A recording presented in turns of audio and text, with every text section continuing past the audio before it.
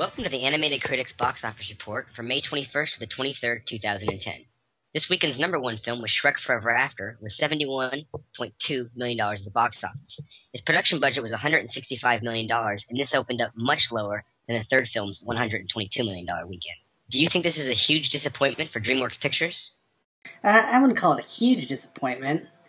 It's definitely not anywhere near probably what they wanted. They probably would have liked another $30 million out of it, but they've been going downhill story-wise for a while, and people really love the first one and really love the second one. The third one got a lot of bad press, and people really got their feedback was really bad on it from the general public. So 70's pretty good. Yeah, historically, fourth films in a franchise don't do well, the notable exceptions being Rocky IV, Harry Potter IV, and the last Fast and Furious film. But this was playing in a lot of IMAX films and on 3D theaters, so with those inflated ticket prices, you would expect a larger weekend gross. Yeah, definitely. Coming in second place for the weekend was Iron Man 2, which displayed a decent hold of a drop of 48% down to $26 million from last weekend's $53 million gross. Its total now stands at $251 million and looks to eclipse the $300 million set by the first film. Do you still think this has a shot at $400 million or capping $350 for that matter? I'd say $350. The drop-offs have been pretty decent for it so far. I mean, 50% third weekend, that's not bad, you know. I think that it could have done better, but word of mouth is just pretty much what all the critics have been saying, that it's just more of the same, and I don't think that's really driving a lot of people to go see it, but just the fact that Tony Stark is back, and I think a lot of people just don't care about any press about it. They're going to go see it anyway, so it's definitely grabbing more than its fair share of the marketplace. And in third place, we have Robin Hood, down at $18.7 million. This actually had a decent hold for this type of film, dropping as well 48%. Its total now is at $66 million, and it looks to hit about $80 or $90 million, which should make it a solid hit in the U.S.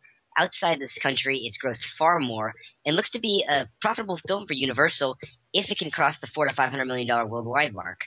What do you think about the box office run so far? Surprising that the drop-off wasn't more this weekend. They should be happy about that, but again, they spend way too much on it. I don't see how they really plan to make anything back on it. They're just probably trying to cover their loss at this point, or as much as they possibly can. Two films placed fourth and fifth aimed at female audiences. Letters to Juliet had a $9 million weekend, dropping a scant 32%, bringing its total to $27 million, and Just Wright had a fairly decent hold at 49% for $4.5 million, lodging $14 million total. Opening outside was the much-anticipated film MacGruber with $4 million, a total bomb for Universal, and opening up to less than the Brendan Fraser bomb Furry Vengeance. Did you think this film would open higher? I thought it would do double digits, to be honest with you. I guess really you can't judge what a film's going to do by the amount of talk on the internet.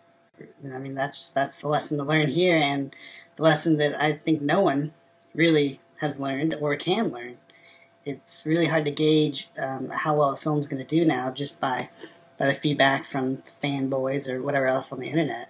Yeah, that's been shown over and over with films like Snakes on a Plane, which had a big internet buzz, and Dragon Ball Z, as well as Street Fighters, and the film Fanboy itself, all of which failed to connect with its audience when they were released. Yeah, great concepts, but no interest from general audiences, and that's going to kill anything.